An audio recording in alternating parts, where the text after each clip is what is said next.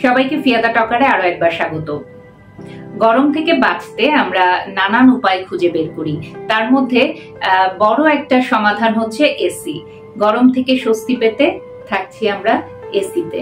যখন আমরা গরমে হাঁপিয়ে উঠছি, বাড়িতে এসি, আবার যখন অফিসে যাচ্ছি সেখানে এসি, অনেকে আবার গাড়িতেও এসি ব্যবহার করছেন। অর্থাৎ গরম থেকে বাঁচার জন্য স্বস্তির নিঃশ্বাস ফেলছি যখন আমরা এসিতে থাকছি। আর অফিসেও দেখা যায় যে কাজের প্রেশার হয়তো অনেক সময় কম মনে হচ্ছে, কারণ যখন আমরা এসিতে থাকছি তখন আর সেই গরমের কারণে যে একটা ক্লান্তি বোধ আসে সেটা আসছে না। এর ফলে হয়তো কাজও আমি করে যাচ্ছি, কিন্তু এসির আরাম যেন আমার জীবনে কোনো ক্ষতিকর প্রভাব ফেলতে না পারে সে বিষয়টা খেয়াল করতে হবে। কারণ আমরা যখন বাড়িতে থাকছি এসি পেলে আর কোনো কথাই নেই, গরম লাগছে, এসি অন করছি। আমাদের সবসময় দেখা যাচ্ছে যে কোনো না কোনো ভাবে গরম থেকে বাঁচতে এসির কাছাকাছি খুব বেশি সময় থাকা হচ্ছে। এক হচ্ছে যে আমরা রোদ থেকে নিজেকে আড়াল করে ফেলছি এবং এসির বাতাসটা এত বেশি শরীরে নিচ্ছি। এজন্য বিশেষজ্ঞরা বলছেন যে দীর্ঘ সময় যদি এসি ব্যবহার করা হয় তাহলে শরীরের নানা ধরনের ক্ষতিকর প্রভাব পড়তে পারে। এটা বিশেষজ্ঞদের মতামত।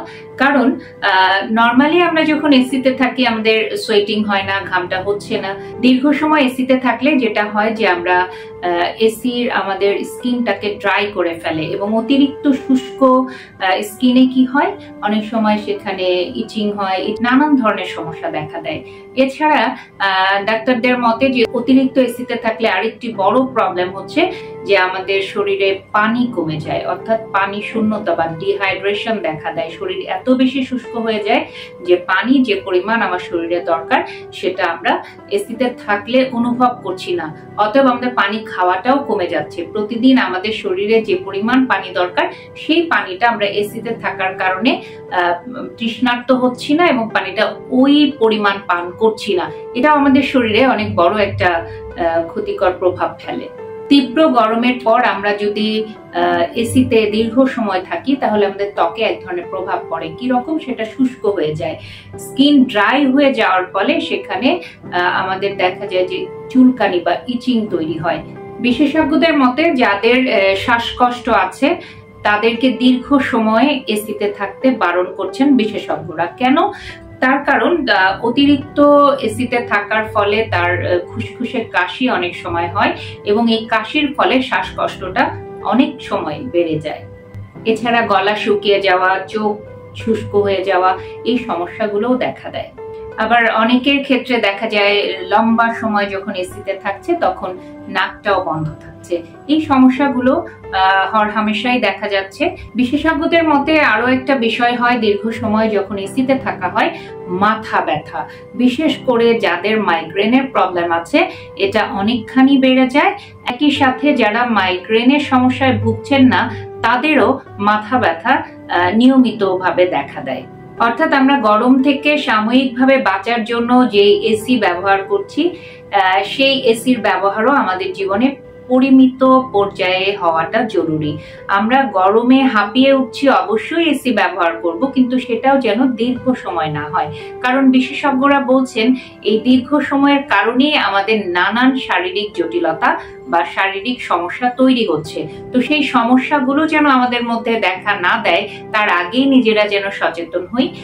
যতটুকু প্রয়োজন ততটুকু আমরা এসি ব্যবহার করব। একটানা দীর্ঘ সময় এসি ব্যবহার না করে কিছুক্ষণ এসি ব্যবহার করে রুমটাকে ঠান্ডা করে নিয়ে সেটা অফ করে দিয়ে আবার একটু গ্যাপ দিয়ে সেটাকে চালাতে পারি। এইভাবে আমরা যদি ব্যবহারটা করি তাহলে দেখা যাবে যে আমাদের যে সমস্যাগুলো অনেক বেশি হারে দেখা যাচ্ছে সেটা হয়তো কিছুটা হলেও কমিয়ে আনা সম্ভব।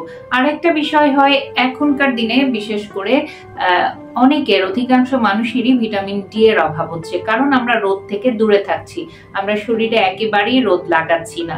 তো ডাক্তারদের মতে এই ভিটামিন ডি এর জন্য যেমন আমাদের রোদে যাওয়া প্রয়োজন, একই সাথে আমরা যদি রোদ থেকে দূরে থেকে উল্টা এসিতেই দীর্ঘ সময় থাকি, তাহলে শরীরের সমস্যাগুলো আরো অনেক বেশি এবং প্রকটভাবে দেখা দিতে পারে। এই সমস্যাগুলো নিজেরা যেন তৈরি না করি, নিজেরাও একটু বুঝে বুঝে চলি।